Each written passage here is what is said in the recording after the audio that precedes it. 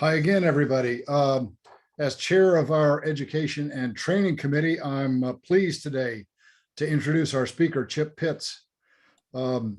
Chip came to the chapter following the virtual training in 2020, and I was chair at the time and immediately recognized that Chip had an extraordinary and unusual background.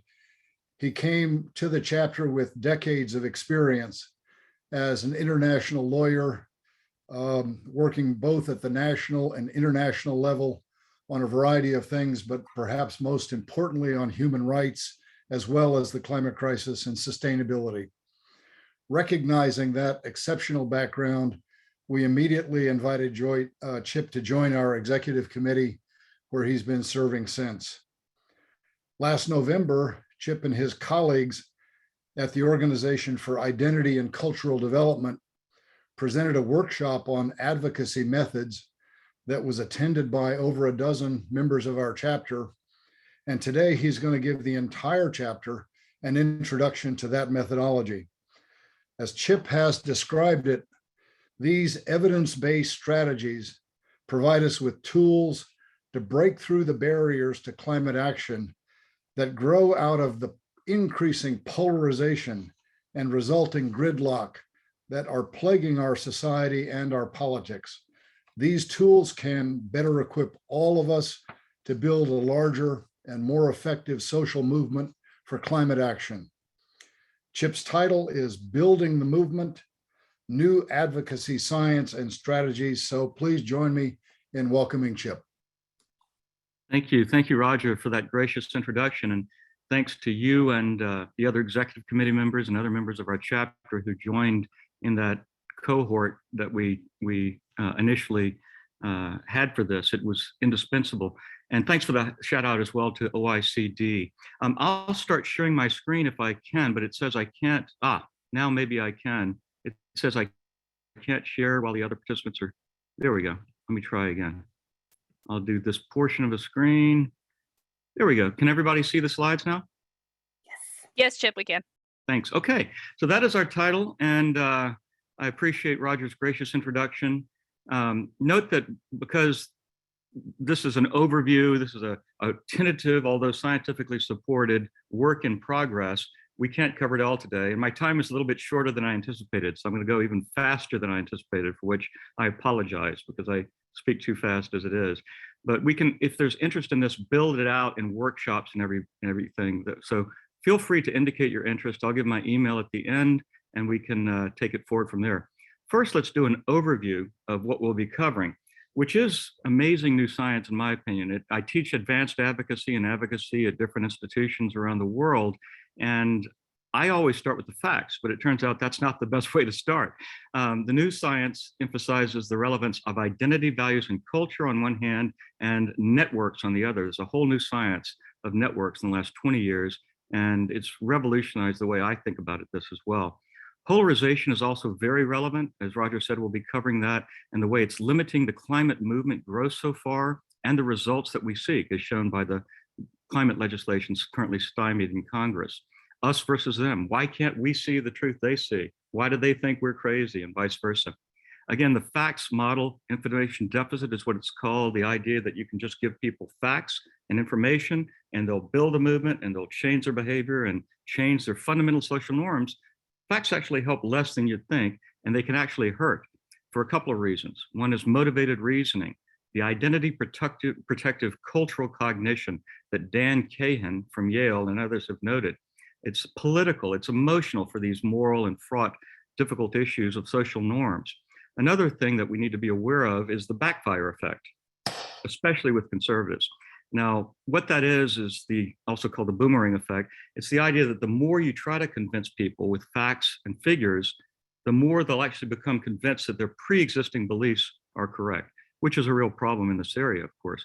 So we need new advocacy strategies to build the movement.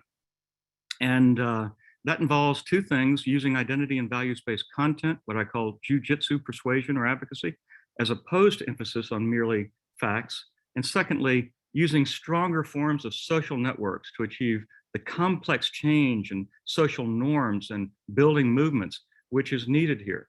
That's actually much harder, it's slower than the viral quick spread of simple information and facts, memes, or diseases, as shown by this fishing net at the bottom of the screen, as opposed to the quickly spreading fireworks pattern of simple information or internet memes or diseases like COVID. So we don't need the fireworks pattern, we need the fishing net pattern, please. The polarization has risen to unprecedented, really scary levels. By some accounts, this is the most polarized issue in the US, harking back to, we don't have the data, but probably Civil War times or the 1995 Oklahoma City bombing, with a huge split between Democrats and Republicans thinking global warming is human cause, for example, as you can see on the slide here. 88% of Democrats, top right line, think that it is caused by humans, only 32% of Republicans. Compare that to the bottom red line on the left, 52% of Republicans at the beginning of the 2000s. Now, the same gap, by the way, it's 56% between Republicans and Dems on this issue. The same gap applies to a lot of other dimensions of this problem, such as whether this is perceived as a threat to themselves and their way of life, their loved ones in their lifetime. That's hugely significant, of course, because it spurs action or opposition or inaction. So we've got to be aware of the strategic context, I believe. Similarly, whether you're seeing basic reality, as I think most of you know, the IPCC report that just came out 3 weeks ago, it's all about impacts. You know, the drought, the wildfires, the increasing intensity and frequency of storms and so forth. But that's gotten a lot less attention now because of the Russian fossil fuel financed invasion of Ukraine, sadly from the standpoint of climate change, but good for the standpoint of getting action against that kleptocratic petrostate and its invasion. Now, this is, it's replicated again, and we see this pattern in the level of moderate to high worry about climate change, which is incredible. We are actually below even that kleptocratic petrostate Russia in terms of moderate to high worry about climate change. As you can see here, the United States is under a bunch of other countries, including countries like Russia and the Czech Republic. Same thing for willingness to participate in the citizens campaign. Incredibly to me, we're below Russia, right below Russia on that in terms of willingness to participate in a citizens campaign on climate action. In fact, only 1% of Americans are now participating, as you guys are, in campaigns targeting elected officials on this issue, even though about 29% of Americans say they're willing. Now, this figure has been constant across many years now, and whether you think the tipping point for this is 3%, as Erica Chenoweth and Extinction Rebellion say, or whether it's 10%, as other scholars of social movements say, or whether it's 25%, as Damon Centola argues, we know it's not 1%. We also know, by the way, that although that may look like apathy at a 1% level, it's not, it's something else. And that's this alarming level of affective polarization or emotional polarization. What is that? That's the degree to which the parties hate each other. And the US is number one in that issue. I don't think that's one we want to be number one in, but the US exhibited the largest increase in affective polarization of all the OECD countries, that's the rich countries of the world, studied over that period of 4 decades. This is a Stanford and Brown University study. And again, it's a real problem because it's sorting us out into not only social media, echo chambers, and filter bubbles, but even geographically. You know, the evidence of the big sort is quite concerning because people are literally not talking to each other. I want you to ask yourself, when's the last time you spoke to a member of the other tribe? How many friends, real friends, do you have from that side anymore? The fact that we have fewer is largely a result of the increasing propagandistic identity weaponization on this and other cultural war issues, misinformation and disinformation, and media and social media filter bubbles and echo chambers that amplify the outrage based on what algorithms predict you'll take up or not. So this is a very serious concern. If you look at the US, the fact that the polarity on affection and emotion between Democrats and Republicans has gone up multiple times now in the last 4 decades is concerning. It's to the point, and this never was true in human history or US history before, that parents are concerned now, and this didn't used to be the case, that their sons or daughters may marry someone from the other party. It's incredible. What can we do about this? Well, this is our website. Unsurprisingly, in this polarized environment, people aren't talking about climate change anymore. It's a politicized topic. We're told not to talk about political or religious issues. But the fact that we're not is a problem when we're reaching the levels of gridlock and political inaction on climate that we're seeing. We really must talk more, including to the other side, quote unquote. After all, we can talk about the weather, so why can't we talk about climate change?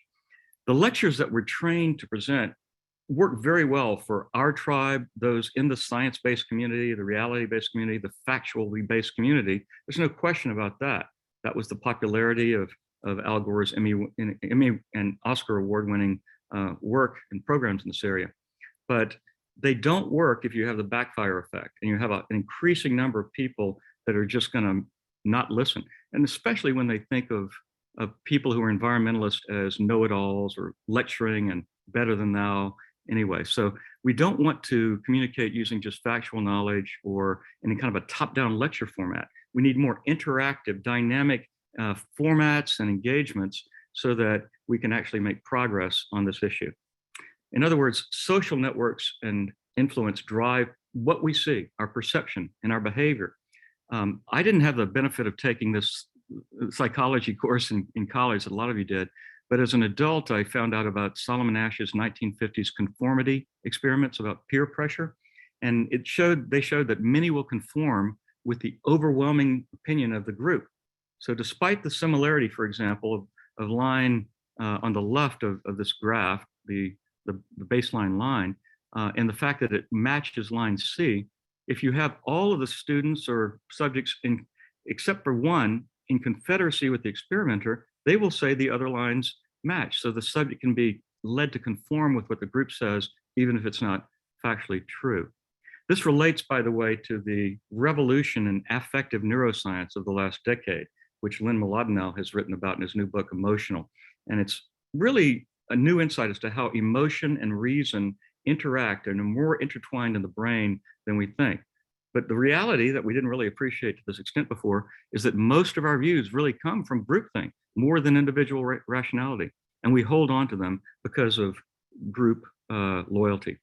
There are a lot of other social experiments I don't have time to go into here about in-groups and out-groups, like Charisse Robbers Cave experiment that happened just north of us in Dallas, and it happened in Oklahoma, north of us here in Dallas, or Henri Tajfel's work, which showed that the mere division into teams can lead to in-group favoritism and a desire to hurt or punish the other group, the out-group, who's discriminated against and insulted, so forth.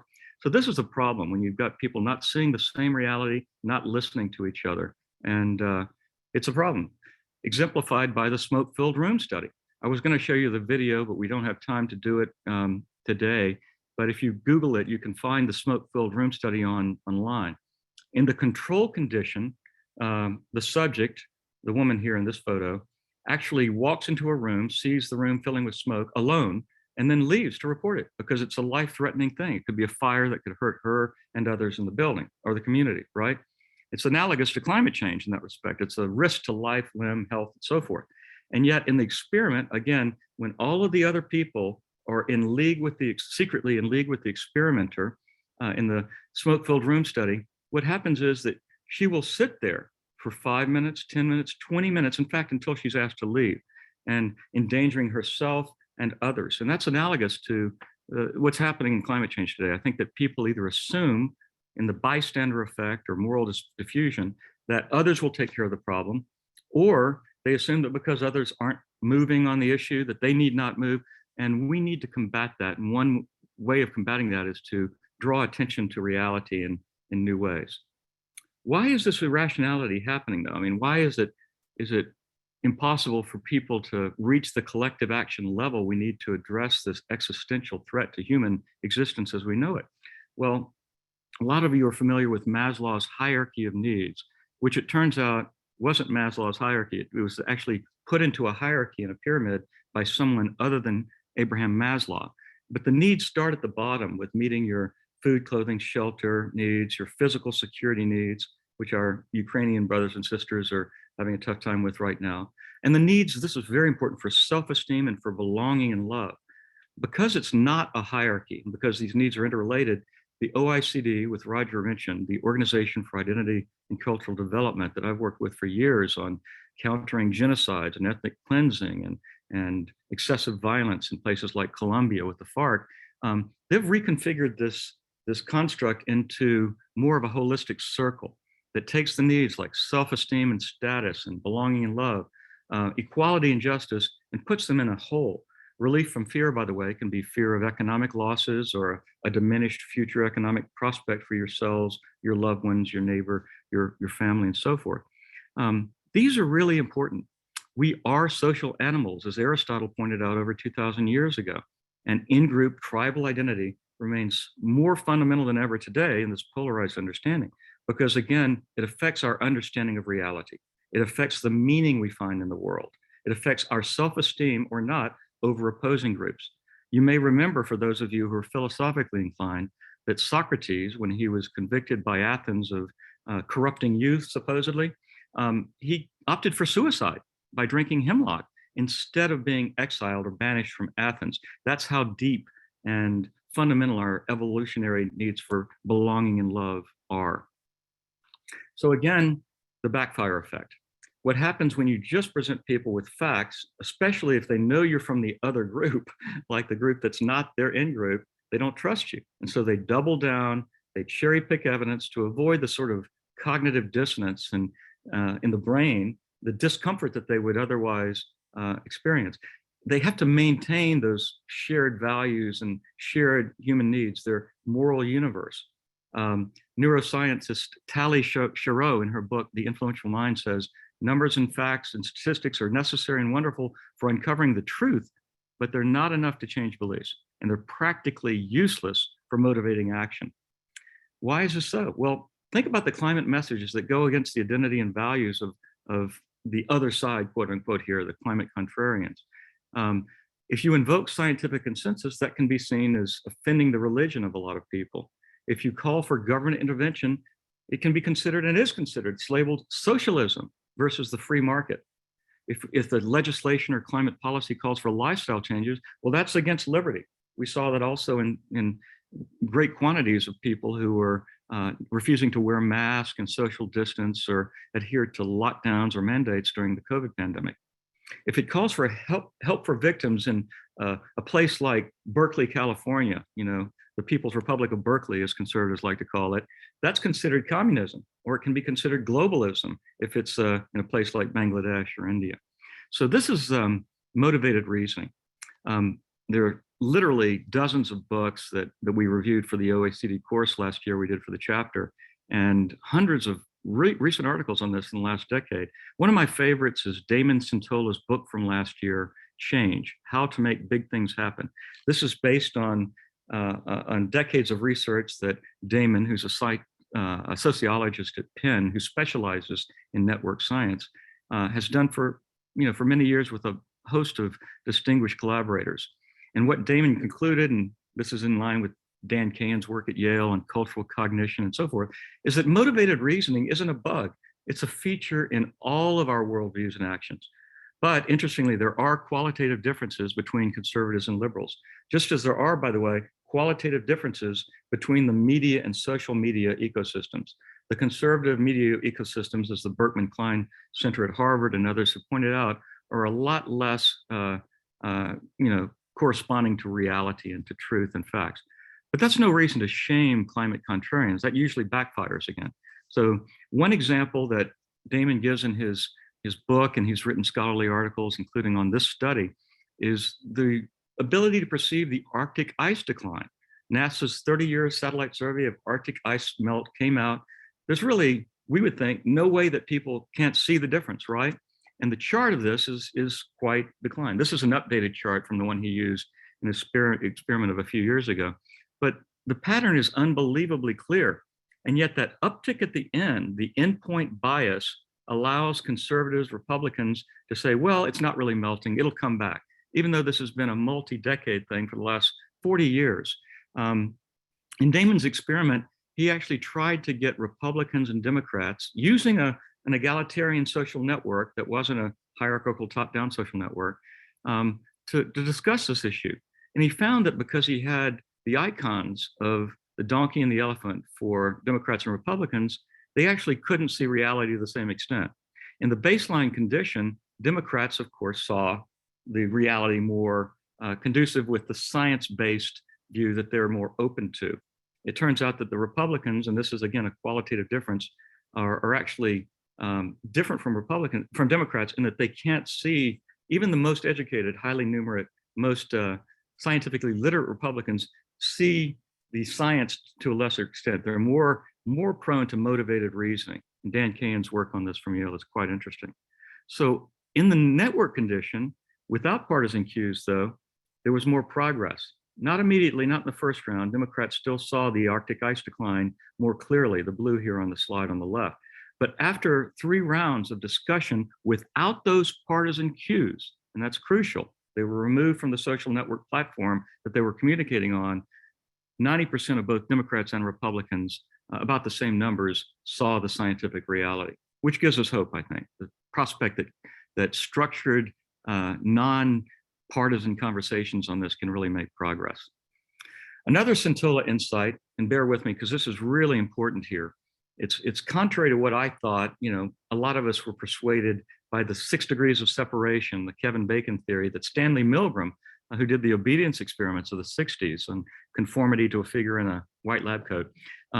Milgram actually tested the idea, and Mark Granovetter from Stanford confirmed in studies that you could take a communication in the middle of the US and through 6 degrees, get it to someone on the East Coast. It was a communication about simple information, whether a job training opportunity was available and that sort of thing.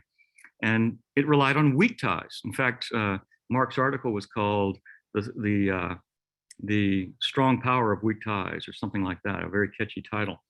But it turns out that simple contagions can take that approach. They're just relating to facts or information or funny stories like internet memes or viruses like COVID, because that's the way they spread. Information contagions that are simple spread quickly, virally, that's where we get the word from, and efficiently among weak ties from central spreaders in a fireworks pattern that looks like that, right? Someone at the center. This is what happens with epidemics of diseases, the Black Death to COVID in 2022, or 2020 to 2022. Complex contagions, though, involving fraught emotional, political, moral issues, requiring behavioral change, social norm change, like LGBT rights, the civil rights movement, labor rights, suffragette. In fact, all social movements in history, they're slower. It's very rare that you have an immediate. They may seem immediate, like the Arab Spring, but it turns out that there were precursors to the Arab Spring. It turns out that there were many Rosa Parks. There were actually many Martin Luther Kings. But the central leader, the figure comes in, and that's highlighted historically in retrospect. But with BLM, it's the same thing. I'll talk more about that in a minute. With the climate movement, it's the same thing. The social contagions are more complex. They spread more slowly, inefficiently. They require redundant, stronger ties, friends of friends. This is because you need validation and legitimacy when you're talking about something as deeply ingrained as a social norm, like discrimination against LGBT folks. They require more egalitarian networks, not a hierarchical, centralized, top-down network, but more of a fishnet, right? At the network periphery. So that's the pattern. There's stronger ties, multiple interactions, and involving wide bridges. Now, what are wide bridges? Narrow bridges, and this is the way pandemics spread or information spreads, can go quickly from one side of the country to the other over an email or a social media post, right? That's the way diseases spread. Someone gets on a plane from China or goes to the US, Europe, Africa, and there's an explosion there of the pandemic, right? The disease, it can happen. Wider bridges require collaboration, multiple overlapping connections, and social reinforcement. It's not just a single point of connection for narrow bridges, but multiple connections. And this is crucial. Think back to that Arctic ice study with NASA's data. It's got to be framed not as a partisan in-group polarized thing.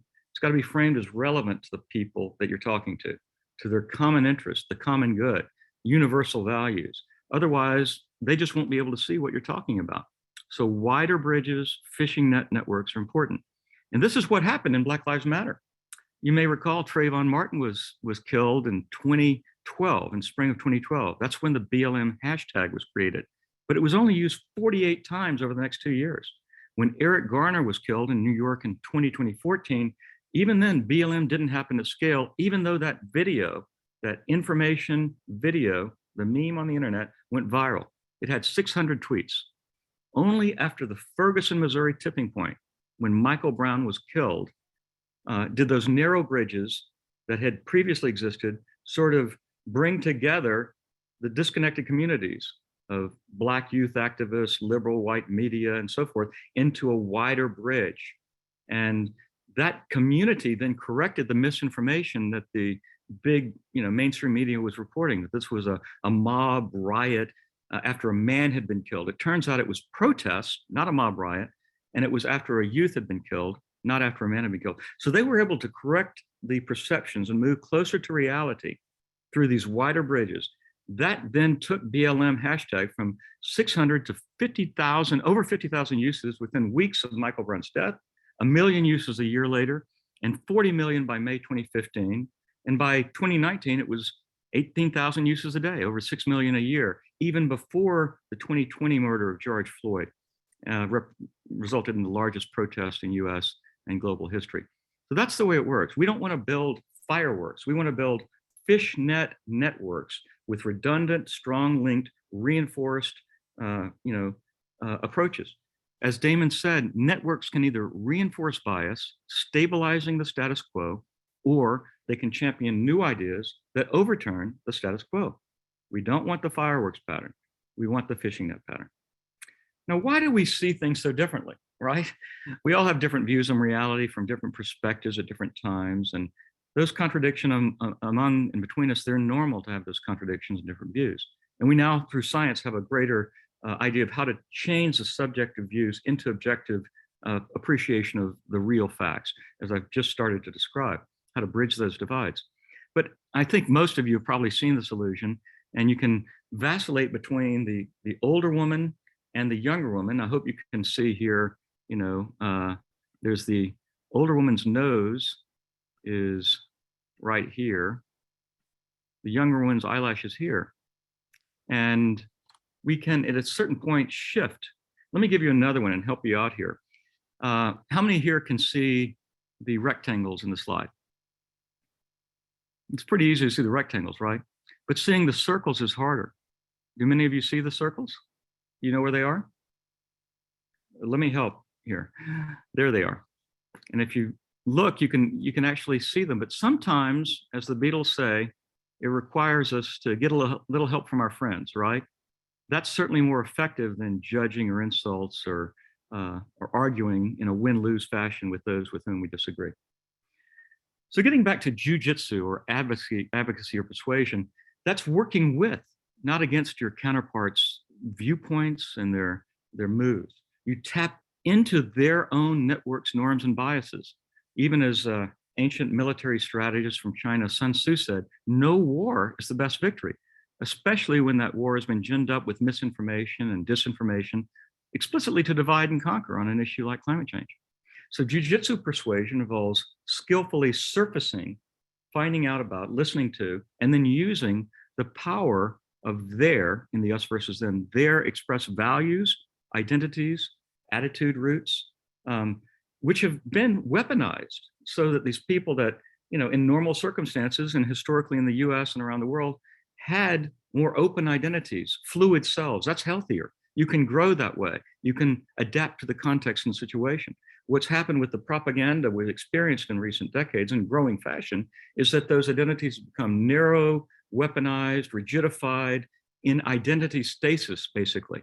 We need to reconnect at a human level to open up that narrow version of the self into appreciation, again, of more universal values, like the golden rule, love, open compassion, not just the narrow version of care and compassion that's there, that you're a protector, an oath keeper, a patriot protecting your nation, your family, only your loved ones. No, we're all humans, and there's common challenges that we need to take into account to have common actions for the common good, right?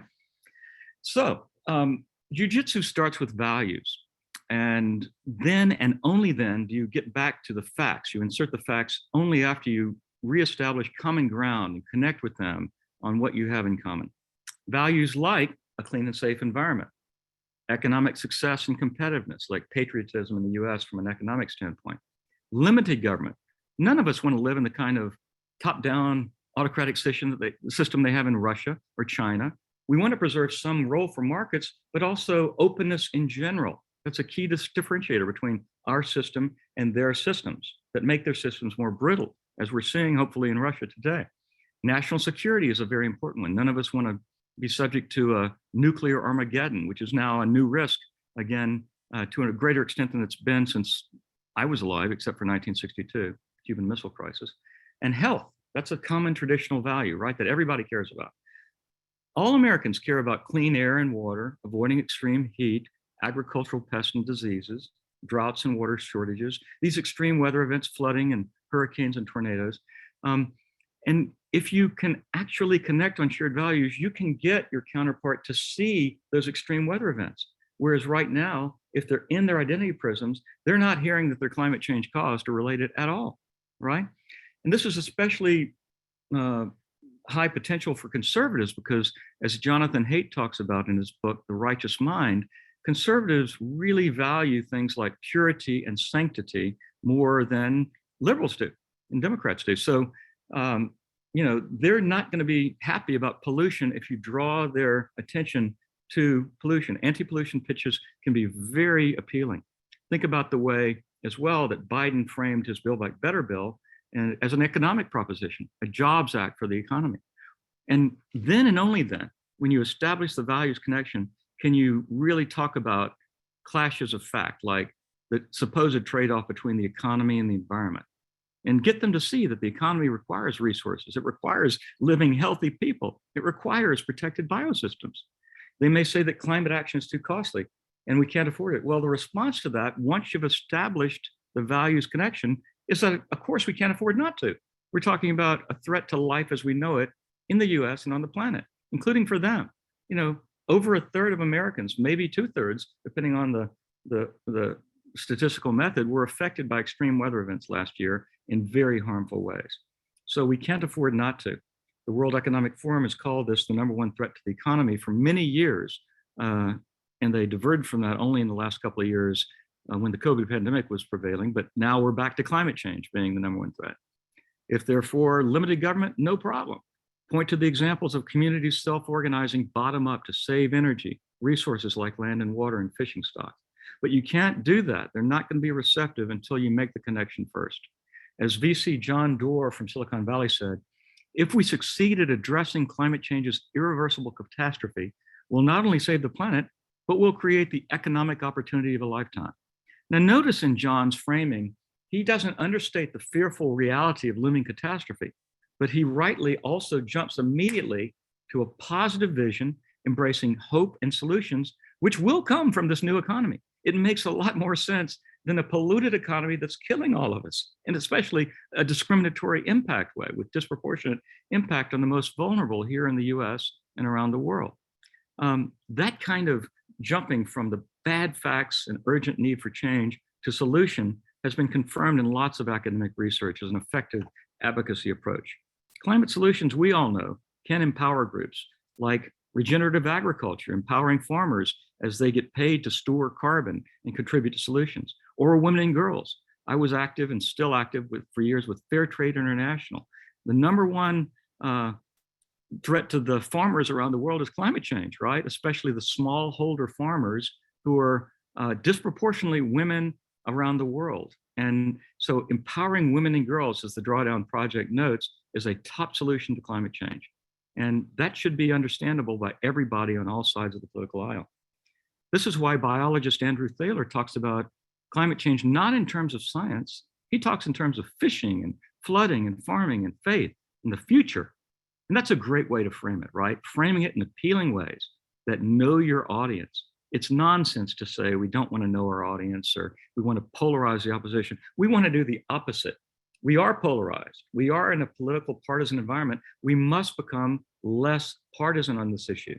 And the way to do it is to use the expressed values and then and only then come in with the facts. We all want to conserve the American way of life in this extent. We want to conserve our ability to have nature that is, useful to us as humans. We depend on it for our food, our agriculture, everything. So anyway, if you're able to connect on the values level like that, you can even connect with someone like Brett Kavanaugh of the US Supreme Court, the conservative justice there.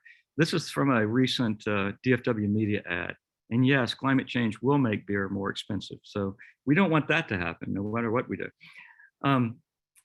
Jiu-jitsu reframing can even work at our most fundamental level of the very powerful biases, and there are about 150 of them that have been identified. We can use those biases for good versus harm. Biases like in-group bias itself, again, by creating shared identities to expand the in-group by use of reference to common values, open and friendly engagement, and asking questions instead of telling them what the facts are and trying to win the argument with talking points from MSNBC versus Fox. The anti-change biases, things like the status quo and confirmation biases. That's liking things as they are and then picking and choosing, seeing only the evidence supporting what we like, which happens on both sides, but it is more powerful on the conservative side. So as climate activists, our response to that is, yes, let's conserve, let's preserve, like Teddy Roosevelt did, right? In the early 20th century, setting up the national parks, or like Reagan and Thatcher did. You know, they actually talked about climate change as a problem and the need to have global action against global warming. And they did so in global fora like the UN. Or under Nixon, the EPA was created, the Clean Air, Clean Water Act. This again did not used to be a politicized partisan issue, and it need not be. You even had Newt Gingrich, of all people, doing a PSA with Nancy Pelosi against climate change and the need to take action for it. Now that's all gone by the wayside as the polarization has become even more rigid, extreme, and toxic. The availability bias. This is the idea of salience that, you know, this is James Inhofe, the senator from Oklahoma, holding up a snowball on the floor of Congress saying, you know, well, we can't have global warming. Look at this snowball. And, you know, it can't be real. Well, the way you respond to that is you ease into actually showing them and asking them, well, you know, have you noticed that it's getting warmer here? Did you hear about this? The hottest day we've ever seen, which is happening with disturbing regularity these days. Same with self-esteem bias, a very important one. And we shouldn't criticize, we should lift up the impetus to protect and defend the self, loved ones, nations, and descendants. Hopefully we can expand that to a more cosmopolitan view of protecting humans, even in so-called distant countries that aren't so distant. Climate change affects all of us. It doesn't respect borders.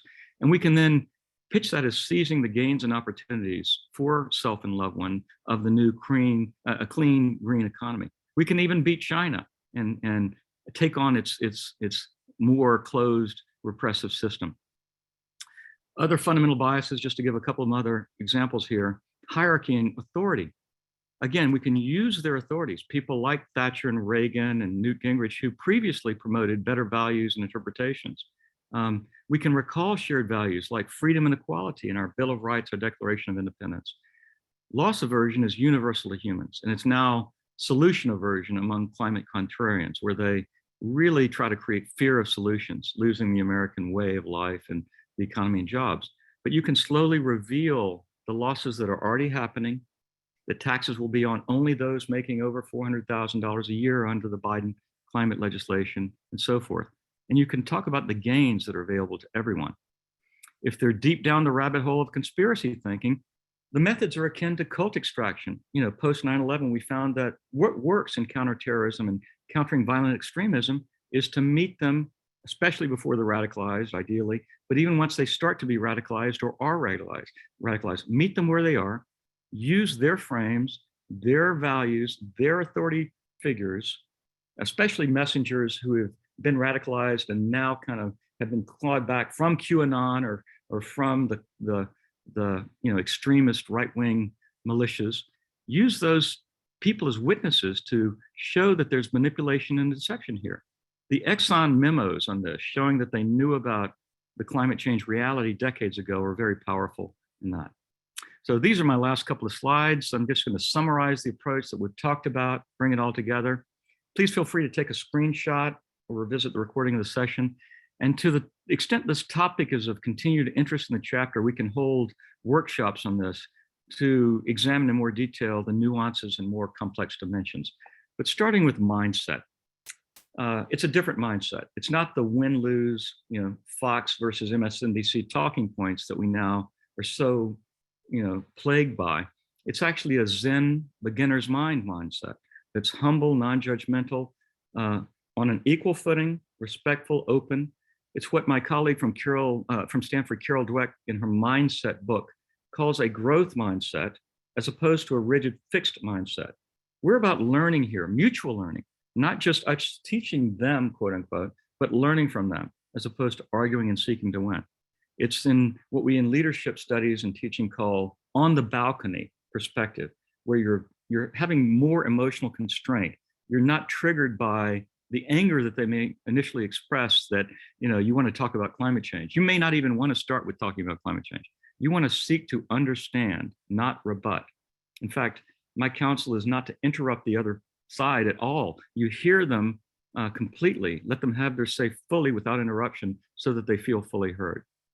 In terms of preparation, it's very important as a negotiator for all my life. I think that's a core competency that I've brought to my international legal dealings about international human rights or climate treaties, or in my work on business transactions, or in nonprofit coalitions. All of my experiences teach me the value of preparation and homework. Know your audience. It is very important, despite what you might hear from some progressive supposed experts in communication that say, that's BS, you need to polarize your opposition. No, we've seen what that gets us, right? The Build Back Better Act, and I take no pleasure of this, but as I said a couple of years ago, on these current trends, it's not going to pass because of the extreme polarization. Plus, there are structural deficiencies in our political system that we need to work on over time, like the filibuster, like the Electoral College, like the disproportionate Senate, where people in Wyoming have multiple times the votes of people in places like Texas or California, like the gerrymandered House, like Citizens United. Yes, these are all problems we need to simultaneously work on because they're blocking climate action, they're blocking voting rights legislation, the John Lewis Voting Act, the Freedom to Vote Act, that we really need to get over. But the way we do it is to reach out, including to the other side. As Barack Obama noted, we only need a small percent of the other side. It can be 5 or 10%, and that can shift, that can reach the tipping point on critical issues. As we know, only a couple of votes stymied those major pieces of legislation. So it starts with connecting, right? You've got to emphasize those common values and beliefs, avoid the usual political triggers, like the icons that Damon Centola had to take off his social platform in the NASA Arctic ice example. You listen, you ask what matters to them. You explore shared identities, ask a question like, oh, when you find Chip, yeah. Just real quick, this is your 2-minute warning. Perfect, I have 2 minutes left, I think. Thank you, Alec. You ask what matters to them, explore shared identities. You invoke trusted messengers or be one. You use fitting frames, listen, you reflect back what you've heard, ask gentle questions. Then and only then do you start sharing back and offer those fact arguments very, very tentatively and subtly until you get a response. And as the John Doerr example I pointed to, then you follow quickly with next steps and solutions, positive solutions and visions that are practical, including market and tech solutions, because those matter. Although a lot of us on the progressive side want just the drawdown solutions. We don't want direct air capture, a carbon tax, and so forth. Well, we have to be open to really engaging with their solutions as well, including market-based solutions, even though there are no panaceas. Shared action. Try to get them to join the Climate Reality Project or the Sierra Club, or even use the Climate Action Now app. And I won't dwell on this, but this is to recap what we've heard today. Strategies to build a movement at scale. Conversations aren't just one-to-one. They can be in small groups. They can be in house parties. They can be at workplaces, brown bag lunches. And using these methods that are more interactive and dynamic, as opposed to top-down lecturing, you can co-create solutions. It's not a one-time conversation, it's ongoing. You have to build the relationships, right? That's what happened with these social movements throughout history. Where do you do it? I suggest new places, online and offline, with unlikely suspects.